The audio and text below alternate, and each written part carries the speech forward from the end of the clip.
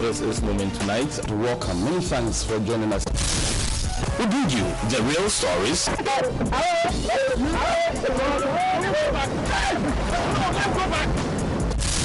Abdallah, have you put pepper in the tea? My environment alone will tell you that I'm rich. I've chosen to be in one of the very shallow pits. They also do have miscreants, but it doesn't mean that all of them are criminals. We do not have a good geo-database of our mineral resources. This is a time for us to share the oil money. So terrorism is not going to be accepted on this continent. If they see them coming here and going back there, they'll be killed. But God willing, I'll be back alive. We're just about leaving on the night patrol with the AU forces here in Somalia. The real issues, the real talk. We are working together for the development of Ghana. It means that we have separation of powers.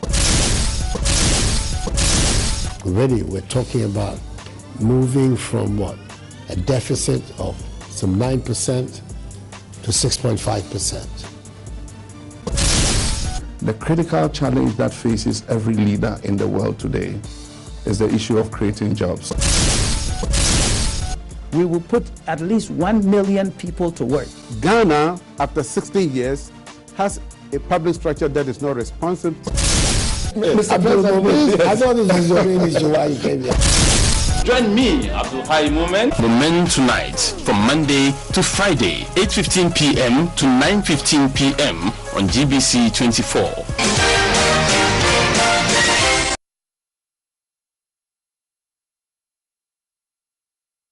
Thanks for joining us here on GBC 24 and also on Moomen Tonight. My name is Moomen, and tonight we take a look at well, the people we call, many of us, we refer to them as people living with disabilities, but I disagree with that description because I know a lot of people who have been described as living with disabilities who are more abled in many other areas than those of us who consider ourselves able-bodied people. And of course, you may have heard of the Rehabilitation Center at Begoro, where all manner of persons suffering from all sort of disabilities are accommodated and helped to come back to some degree of normalcy. And so we're looking at generally the issue of disability and how we perceive persons with disabilities. How come that some mothers give birth to children who are already disabled?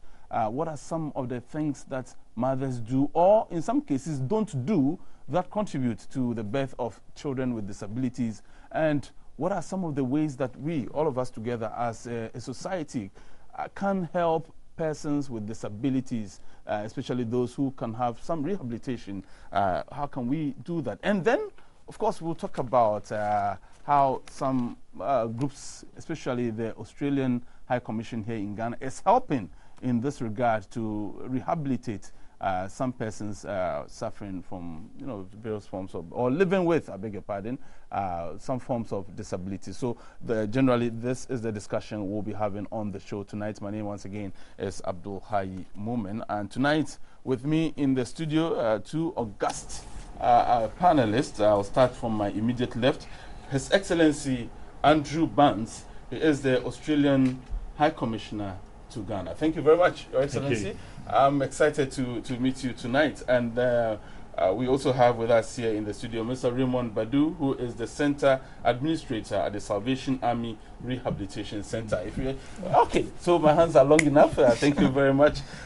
So I'll start the conversation with you, Your Excellency. How long have you been in Ghana for?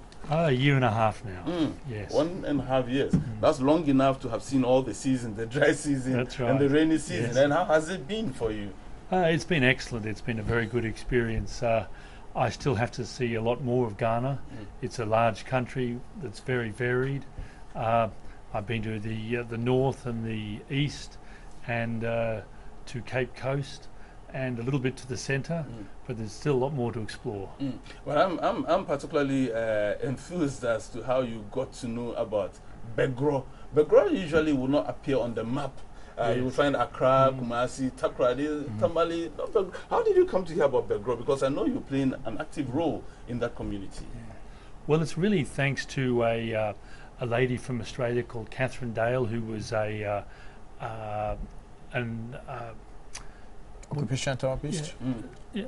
Occupational therapist. Oh yeah, an occupational therapist who, for 10 years, worked at the centre, the Salvation Army centre there, and she helped to set up the centre, and played a long role there, and then subsequently a number of Australian physiotherapists and occupational therapists have visited the centre and helped with the ongoing treatment and assessment and training of the children and the clients there, and then also training other Ghanaian occupational therapists and physiotherapists. And before I bring Mr. Badu into the picture, Ghana and Australia, of course, both nations belong to the Commonwealth. Yes.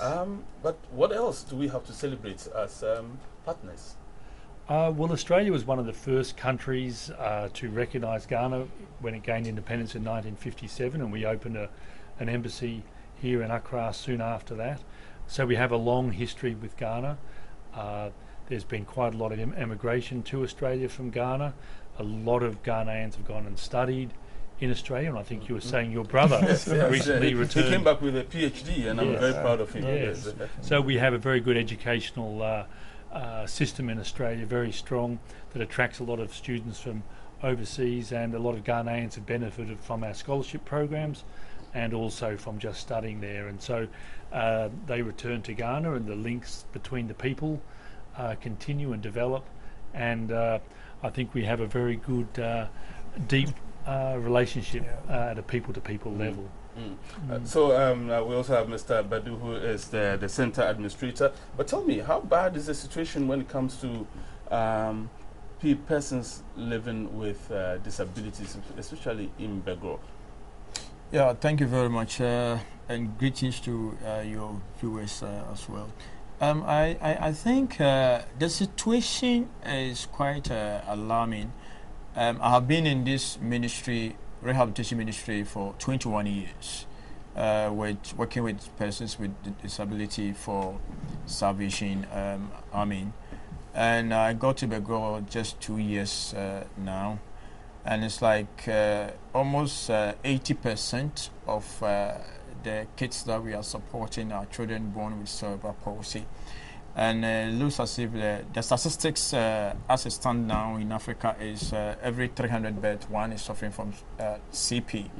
And this to me is quite serious and alarming. And it's like we normally attribute this to bad delivery practices. Most of the time, we also, during birth, there are other complications like measles, jaundice, and as a result, difficult prolonged labor, difficult birth, or prolonged labor. All these things is associated with children born with cerebral palsy in general. And the situation is such that because of lack of information and lack of support for families with disability, most of the time the men normally leave their wives and leave the children at the mercy, and by the end of the day some even make attempts of even poisoning their kids, and it is really, really, really bad. It is, we'll come back and look at the situation on the ground and how come the Australian High Commission is getting involved in all of this. Well, our cameras were in Begoro to have a look at that rehabilitation center, and of course also see the extent to which the ultra-modern one, which has been, if you like, donated by the Australian High Commission, the extent to which the construction has gone on, and we also asked a few questions about when it will be commissioned. We have that tape, we'll play it, and when we come back, we'll then look at the causes of some of the preventable disabilities, especially among children. But let's first have a look at the tape. This is Salvation Army Community-Based Rehabilitation Center in Begoro. Begoro is the Fantiakwa district capital. Salvation Army put up this rehab around November 1982 by British missionary, and the center started with barely 6 children.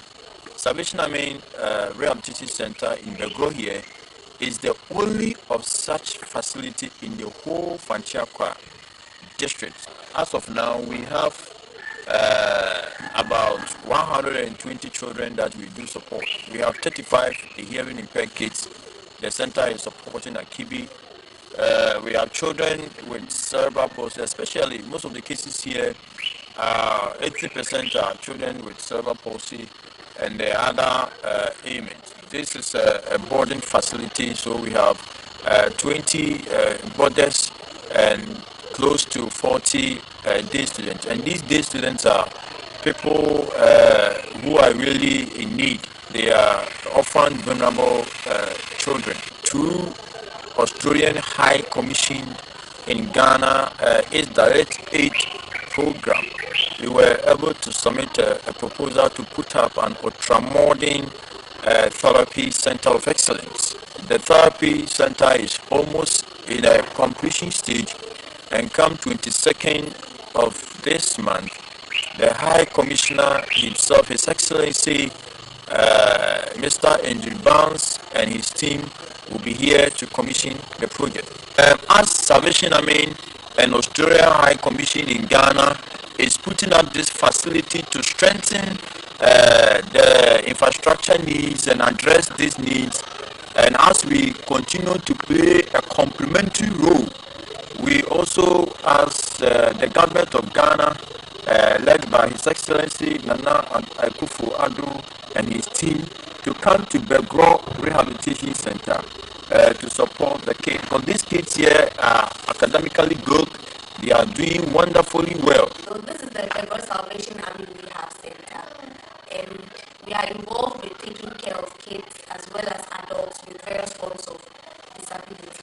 So once we get a client here, we first go through an assessment, and based on our assessment findings, we know what to do to the child, whether the child needs therapy, or we do further referral to someone for further investigation.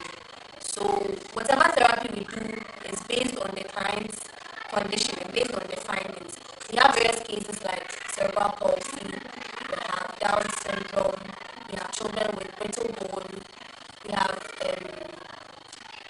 various kinds of disability, and once we start therapy, it's based on what the client presents with. So, for instance, with my client here, she has difficulty in sitting independently.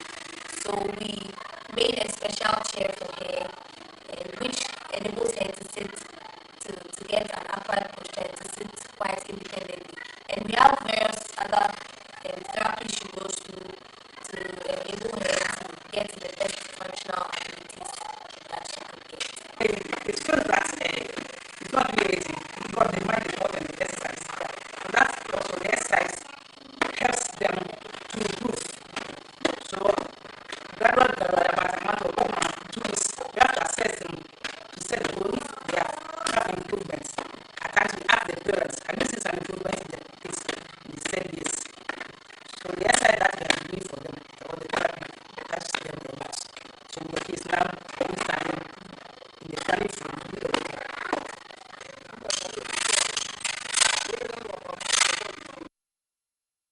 So those were visuals from Begoro, the Begoro Rehabilitation Center, the Salvation Army, and the Australian High Commission have come together to provide an ultra-modern therapy center for this very important establishment, so that we can have more of the affected persons rehabilitated where possible.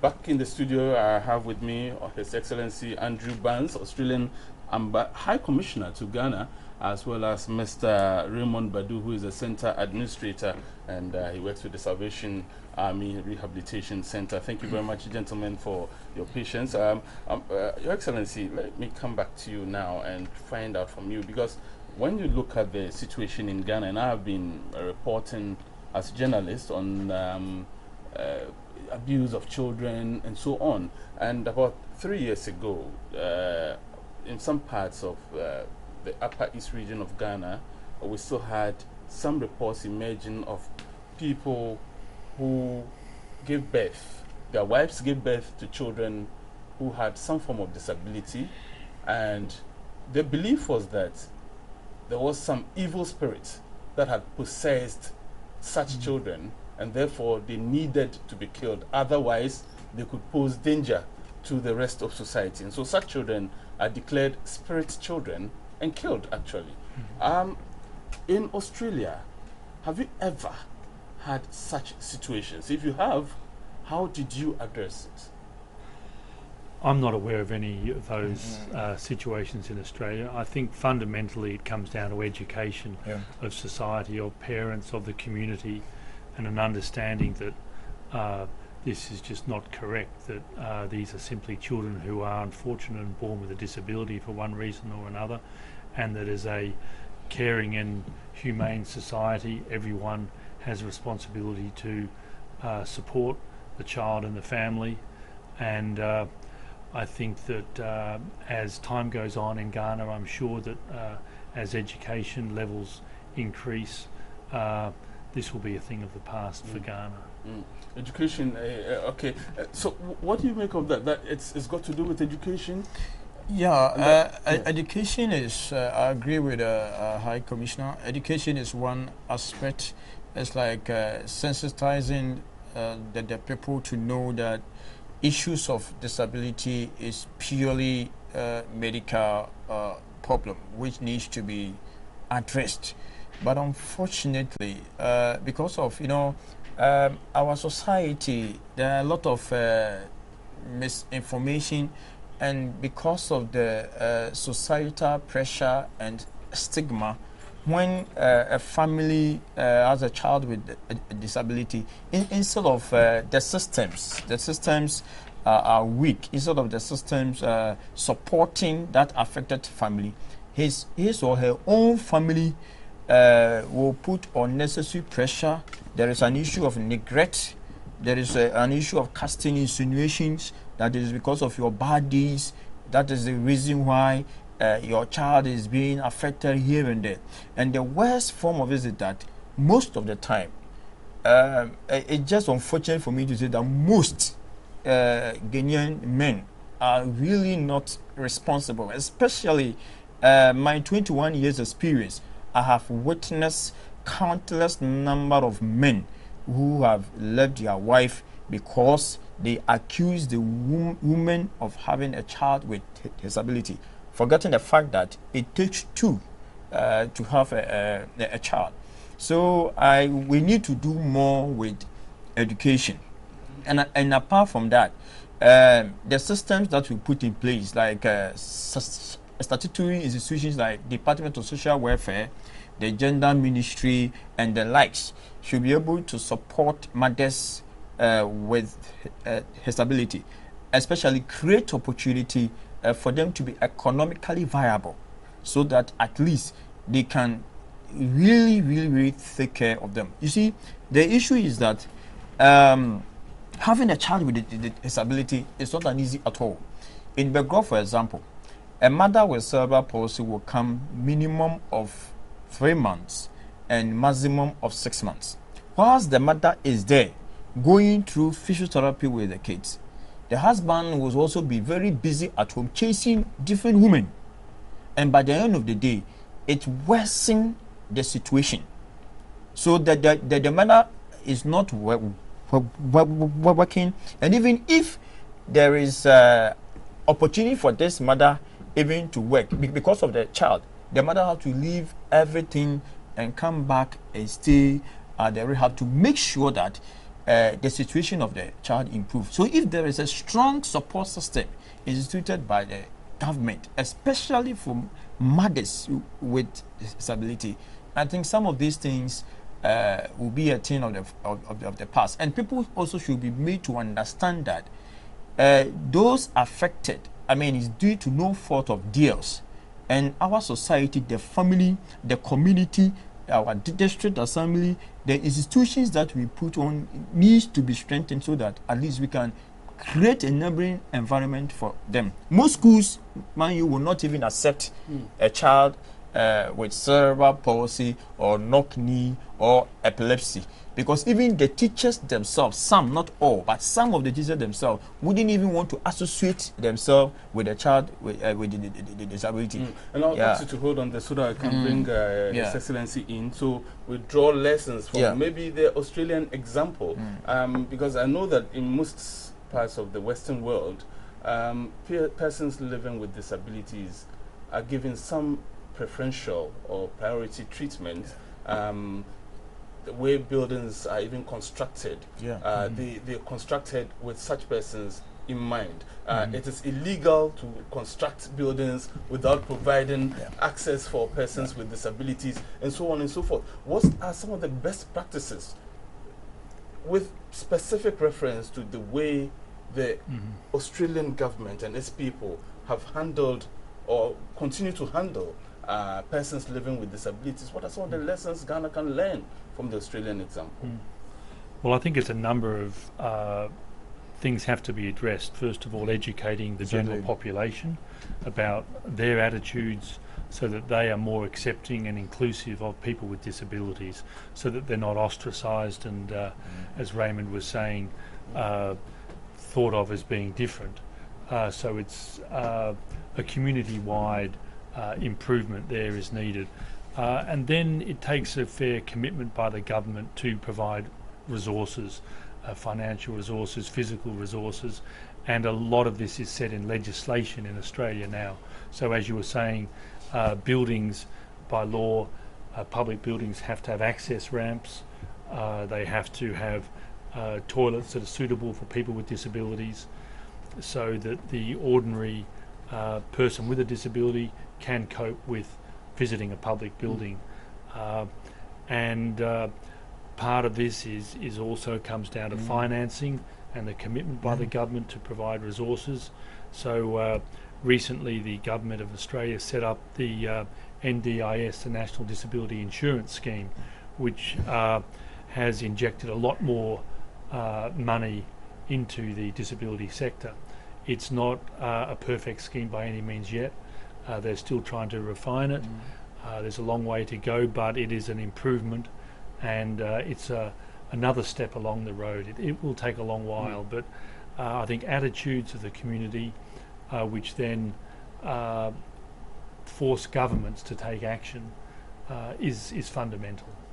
And he talks about education and the fact that there are some teachers who by themselves are so miseducated that they want to have nothing whatsoever to do with persons living with some form of disability. Is it proper that special schools should be established for persons living with disability so they don't have to interact with people in the other world who may stigmatize them and so on? I think generally it's the world is moving towards inclusion. Exactly. And so the wisdom now is that it's much better for wherever possible and as much as possible to include children with disabilities into the mainstream education system, into the schools. And there are a number of schools. My son in Australia went to a school that had a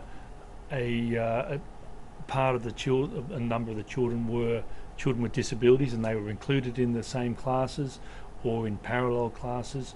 It takes more resources, more effort. You have to have, instead of one teacher for 25 children, you have to have a special, an extra teacher for the child with the disability in the classroom. So, but generally then it sensitises able-bodied children to the fact that there are disabled children in the community. They're not shunned, they're not hidden, and that everyone gets a chance, everyone gets to experience it.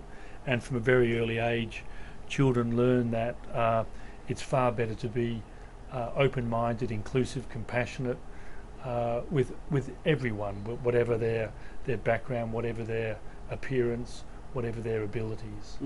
So, Raymond, are we ever going to get to that point that His Excellency talks about, to the extent that even when you meet persons in Ghana who are suffering from leprosy, we have all sort of myths about them. You have people who suffer even from cerebral palsy. There are all sort of myths about them. And we could, the list is endless. Are we ever going to get to the point where, like he's saying, we have all-inclusiveness? It doesn't matter what form of disability you have, you belong to the general society, and that's where you must be. One of the challenges we are having as a country is that we have beautiful laws, but when it comes to implementation, we are lacking. You remember Persons with Disability Law, Act 715. When you go through, you glance through Act 715, it's perfect. I mean, in terms of even the architectural design of the environment, I mean, how buildings should be constructed and the rest. But as we speak, after 10 years, Parliament of Ghana is still yet to pass the needed legislative instrument to see through the full implementation of the law.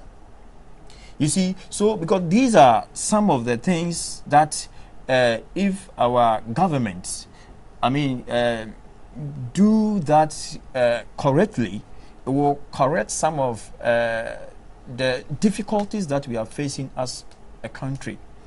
And it is also more to do with, from the onset, we need to intensify our, from the infancy, that tender age, we need to ensure more inclusiveness and integrate persons with disability into the mainstream, because there are a lot of persons with disability that have come across who are very intelligent. You remember this lady, Miss Falida Bedwe? Very intelligent. She is an author of a book entitled Definition of a Miracle, and that book tells you that a parental support or family support is the key. At that tender age, she did 12 years homeschooling before she was able to come up. So I think it is all also to do with the attitudinal change. If we are able to educate ourselves, we have even people, we have professors, we have doctors who even up to the standard of the education level still have difficulty to embracing persons with disability. So I think our mindset needs to be changed, that persons with disabilities, they have a role in our nation building. All right. And watching that video, I realized that most of the people we saw at the Rehabilitation Center in Begoro, call them children. I may be wrong, but what the pictures I saw, many of them were children.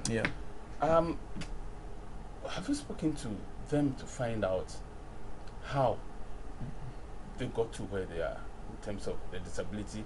How did they get it?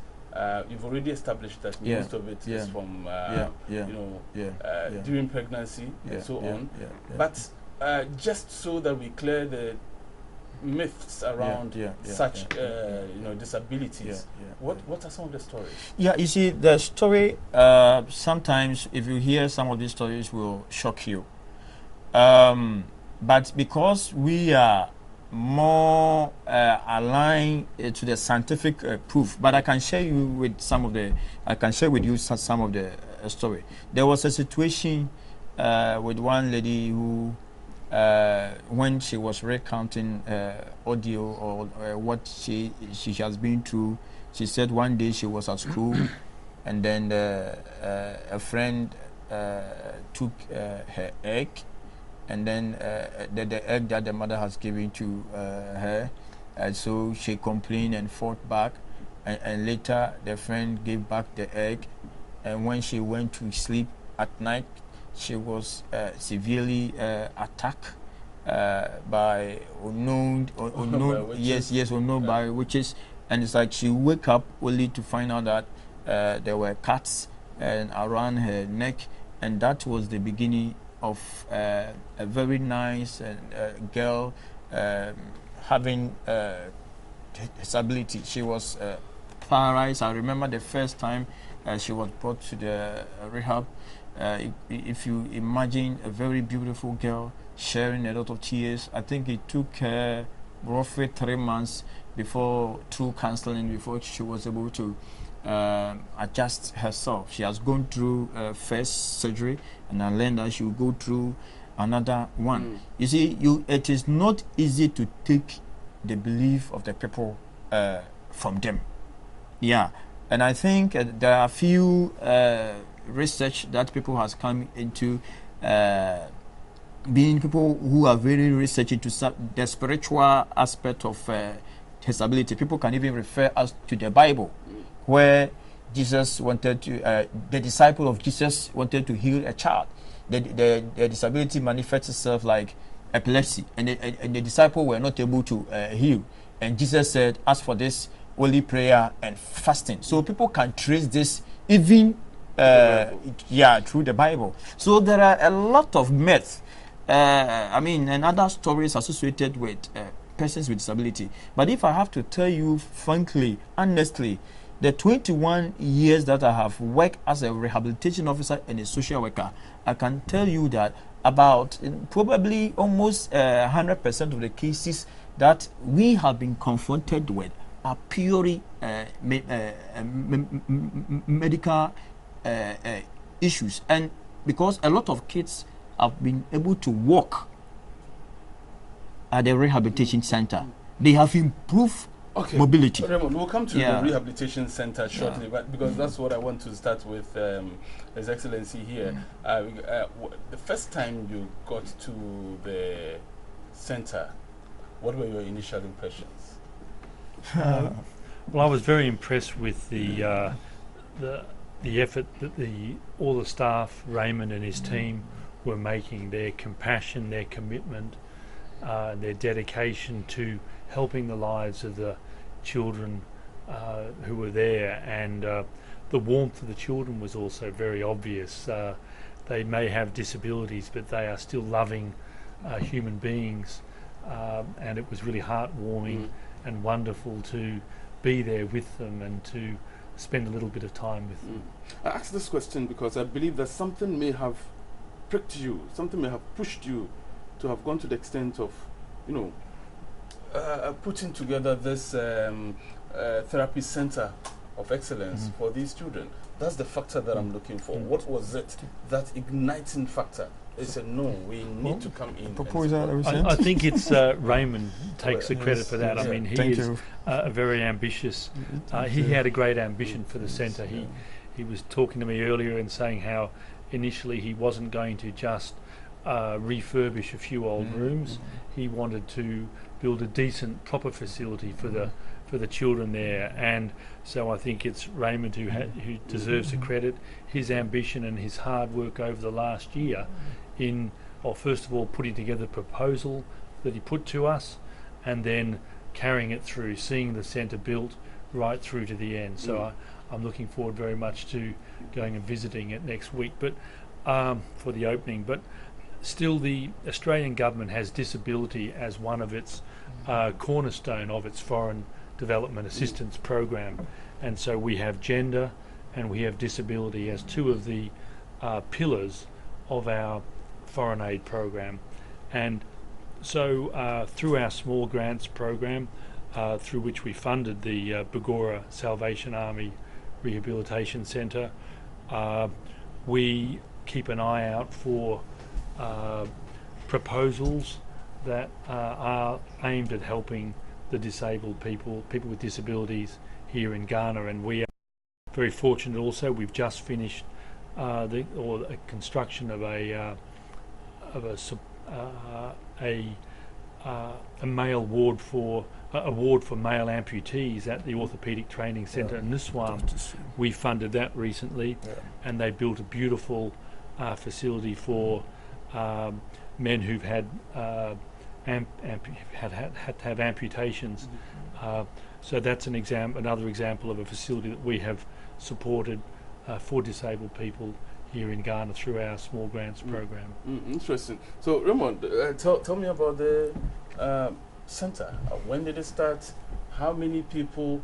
Where are these people from? Only from the Begoro area, or only people who belong to the Salvation Army? Tell us about it. I would just start by saying that Salvation Army in general is a religious organization, and the Salvation Army is in over 127 countries as we speak, and our faith is based in the healing power of our Lord Jesus Christ. And the principle of the army is to serve and to save the suffering humanity. The center started in November 1982 by the Salvation Army missionary abroad. And as we speak now, I can say that about 80% of persons living with disability that we support reside in the Begoro and its surrounding areas. The center operates as a boarding institution and a day institution at the same time. We have about close to 40 children who are hearing impaired, that we support them with their school fees and other personal things at the KB School for the Deaf. We have some at Mampong School for the Deaf and Ekopon School for the Blind. We even have the intellectual impaired, about 10 of them at Badu, that we support them. When you come to Begoro, we have 20 boarders ranging from cases of cerebral palsy, knock knee, and other types of disability. We also have about 10 mothers at a time who, from 0 to 5-year-old kids who normally come on admission to go through various therapy sessions to improve their condition. And above all, we have a 3-unit classroom that takes from kindergarten, P1 and then P2. And these are children who are really, we have OVC, that is orphan vulnerable kids. Some of these kids, their parents are no more there. And there are others also with severe malnourished condition. So putting all this together and managing over 80 kids at the same time, we fed them 3 times a day. Most, about 90% of them don't even pay anything. They don't even have anything. Even during vacation, you see some of these kids still there trying to see whether they will get something to eat. So over the years, Salvation Army has really supported persons with disability, and the center is not just there for fun, because many of such kids who normally patronize the center, their condition has really improved. But I was also asking, so many of the children, where do they come from? Did you admit children from the whole country? Yes. We have a lot of the cases coming from Kalebu Teaching Hospital, which will surprise you. Yeah, because the cardinal principle of the Salvation Army is that money should not be a barrier for any child or any persons with disability accessing rehabilitation services, because all over the country it's not easy to get a service like, or a physiotherapy center like what we have. We recently built one in Aguna Duakwa, which is Aguna East District. That one is also very big, and it is also serving other people there. So we have people coming from Koforidua, even as far as Damasi in Ashanti region, Greater Accra. I can't even count them. And people continue to see results, because if you come, if you visit Begoro and you realize where Catherine Dale, an Australian occupational therapist who used to work there, the small place that she normally does the therapy and see the results, my brother, you marvel. You and I wouldn't even want to work at that condition. But this Australian lady worked at that place for close to 10 years. I came in 2 years ago and I told myself I wanted to change the status quo, to improve the infrastructure so that the children will be in a nice environment and the therapists will also be motivated to take care of the kids. So it was true that I submitted a proposal to the High Commissioner's office, and lo and behold, with all humility, they found my proposal as one of the best. And then 60,000 Australian dollars was granted to support this. Well, I'll come to venture. that shortly, but even before the Australian High Commission came to help with the construction of this facility, how are you funded? Because you talk about... that's very important. Yes. Where do the funds come from? Your question, I don't know, is a bit thought-provoking. I am saying that because it has been a real challenge. Over the years, for the past 35 years, Salvation Army territorial headquarters in Ghana, through its territorial leaders, and then the Salvation Army International, Australian Eastern Territory, in Australia, have been supporting the center over the years.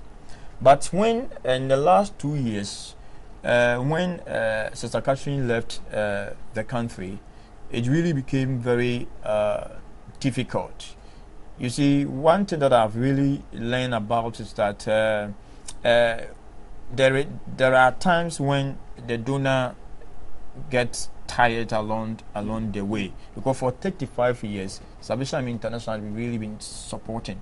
But as we speak now, I have run the center 2 years without any institutional support, and managing the center has been a hell for me, because the children needs to be fed and the parents are not paying anything. And that's where I want to ask Excellency my next question, which is before that, I think it has been let me give credit to Begoro citizens abroad and Begoro people, the indigenes. If not because of the Begoro citizens, those in abroad and those in Begoro, probably the center would have been closed. Every single day, week and month, they come to the center voluntarily to give food, clothing and items. As I speak to you now, we have a Ochiman Association at Massachusetts.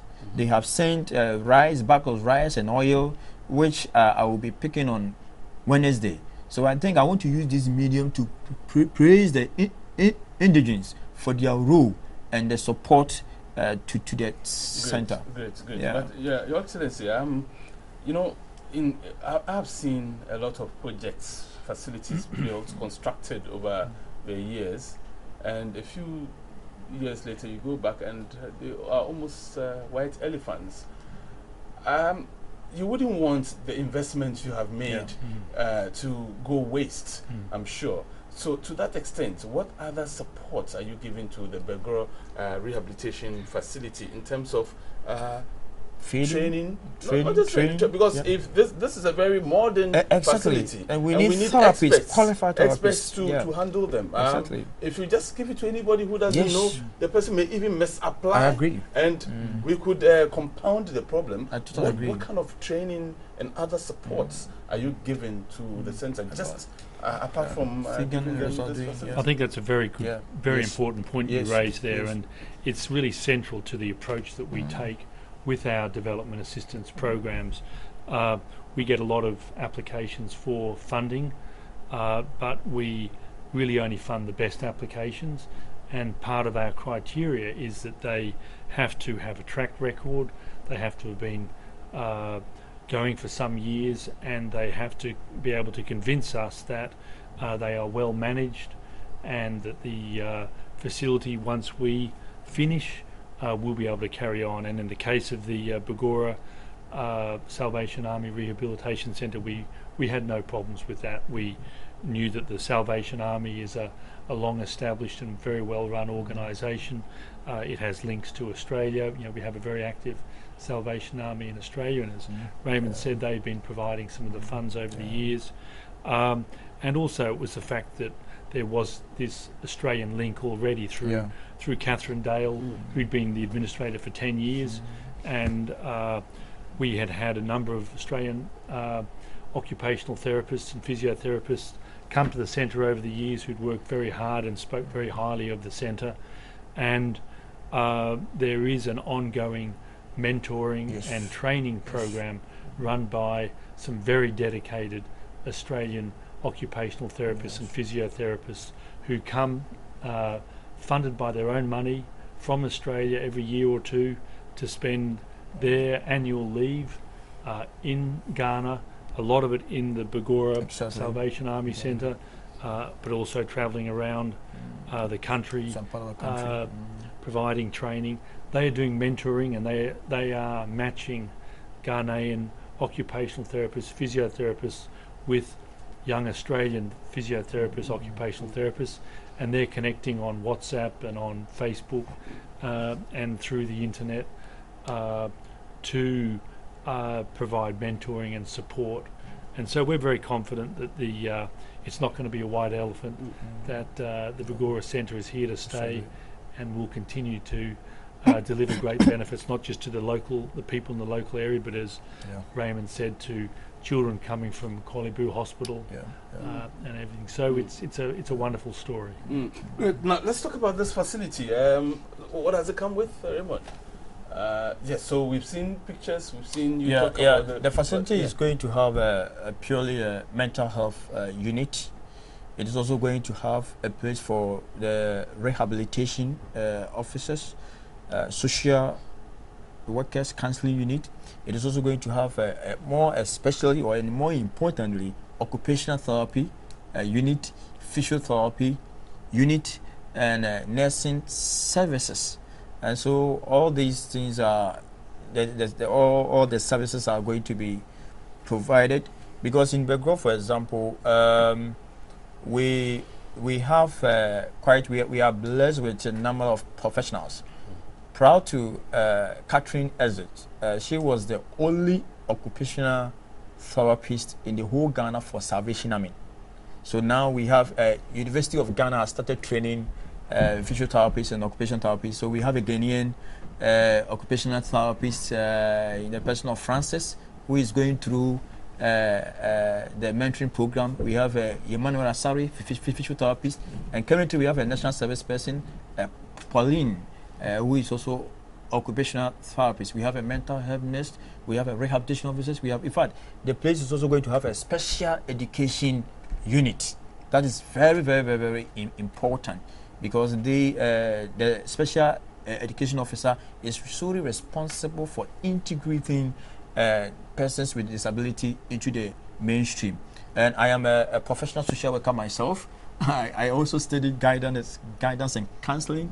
I did human rights, so I have a varied background which I am bringing to bear to make sure that as a center administrator, I'll make sure that the investment of the Australian High Commission and the Salvation Army in Ghana will not go waste. As far as I remain the center administrator, I don't know when I will be asked to leave the center. We want to leave together. We want to leave a legacy. We want to create an environment where persons with disability and non-persons with disability mingle together, respect each other, creating a neighboring environment for them to develop their God-given talent, so that they can also come to contribute to the nation building. No, okay. You see, once this facility is commissioned, and we're having a discussion on national television, which will go very far, and every Ghanaian will get to hear about the Begoro Rehabilitation Center and the fact that they have this new facility. And so, and you have said here on this platform that it's free. Is it? Yeah. When I say money should not be a barrier for persons with disability, it's like physiotherapy services is very expensive. Yeah. But we have, we do what we call financial assessment. We have people who live in abject poverty, because the equipments are not for free. The equipments are quite expensive. Right. But if any time there is a poor person who has gone through the assessment and the person has been declared as such. The fact that the person doesn't have 1 CD or 2 CD to buy a folder or to buy equipment, Salvation Army makes sure that the person don't go away, but the person will receive the service. Okay. So my question is so valid. Yeah. That so we have, I mean, the indicators are there. There are a lot of people who still earn below $2 a day in Ghana, and therefore they fall below the poverty mark. And so when such persons from across the country begin to troop to the facility in their numbers, how are you going to handle that pressure? Yeah, the issue is that we are prepared for the pressure, because as far as I am concerned, no child or no parent had been asked to go back because he or she doesn't have money. But still, how are you going to handle the pressure? Let me give you one example. We have free senior high school education now, as a result of which we have had complaints of overcrowded dormitories and classrooms, which have resulted in illnesses of various nature. Okay, I get you. It's like we don't. We have a limited space, and as far as we are giving a service to the client, we make sure that people are admitted and given a chance as of when it becomes necessary. As we speak, the center can accommodate 35 children. That is on, I mean, in the boarding house, and we still need more kids to fill the classroom, because even education service even telling us that the number in our classroom is even under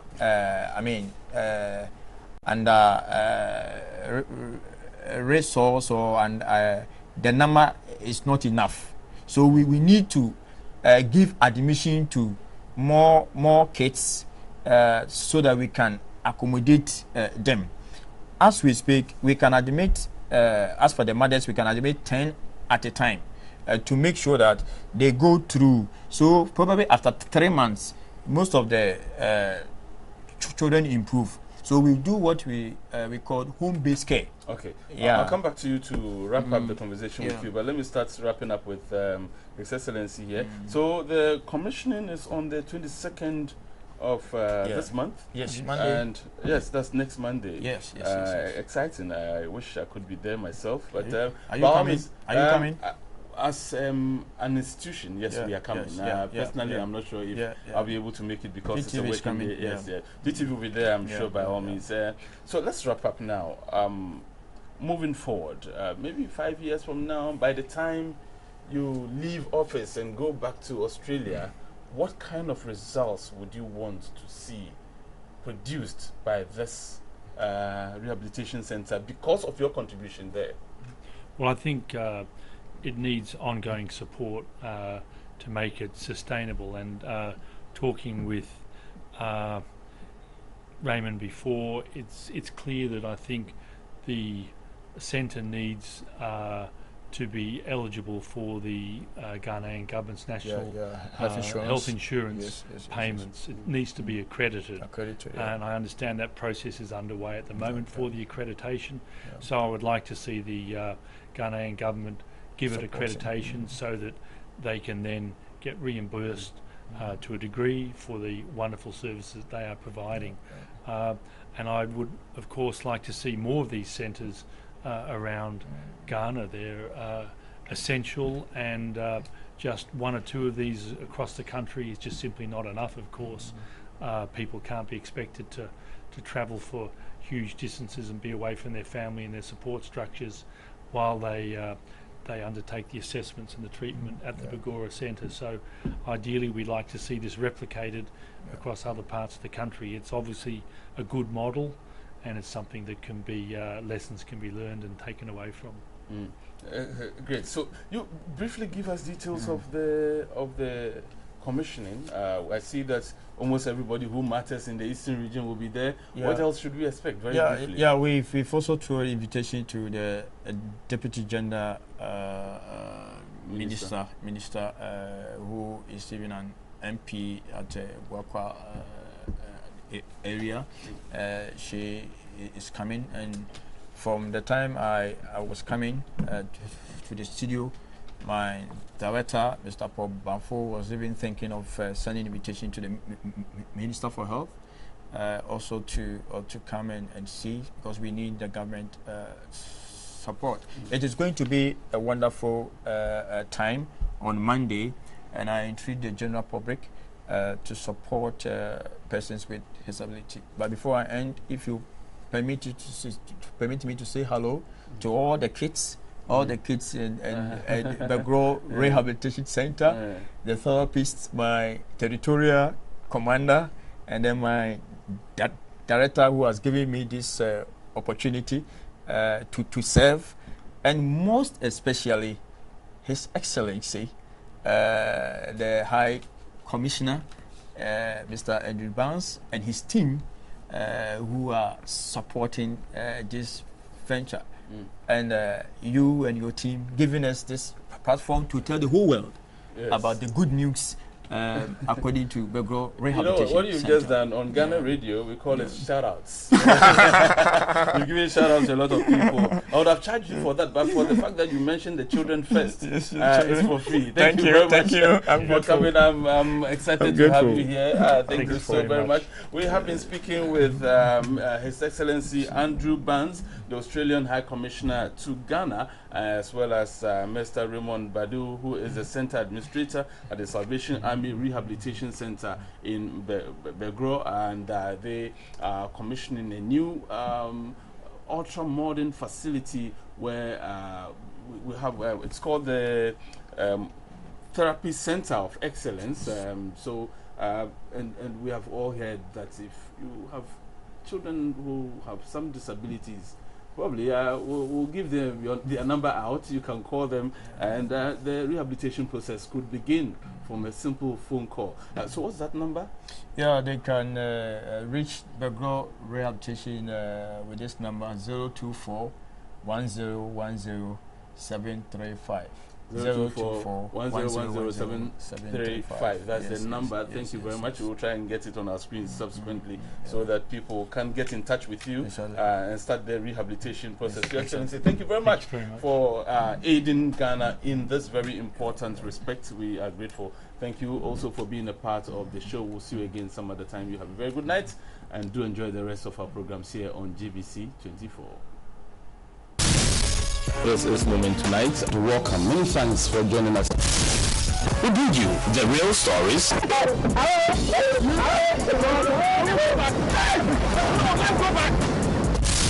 Abdallah, have you put pepper in the tea? My environment alone will tell you that I'm rich. I've chosen to be in one of the very shallow pits. They also do have miscreants, but it doesn't mean that all of them are criminals. We do not have a good geodatabase of our mineral resources. This is a time for us to share the oil money. So terrorism is not going to be accepted on this continent. If they see them coming here and going back there, they'll be killed. But God willing, I'll be back alive. We're just about leaving on the night patrol with the AU forces here in Somalia. The real issues, the real talk. We are working together for the development of Ghana. It means that we have separation of powers. Already we're talking about moving from what? A deficit of some 9% to 6.5%. The critical challenge that faces every leader in the world today is the issue of creating jobs. We will put at least 1 million people to work. Ghana, after 60 years, has a public structure that is not responsive. Mr. President, I thought this was your main issue why you came here. Join me, Moomen. Moomen Tonight, from Monday to Friday, 8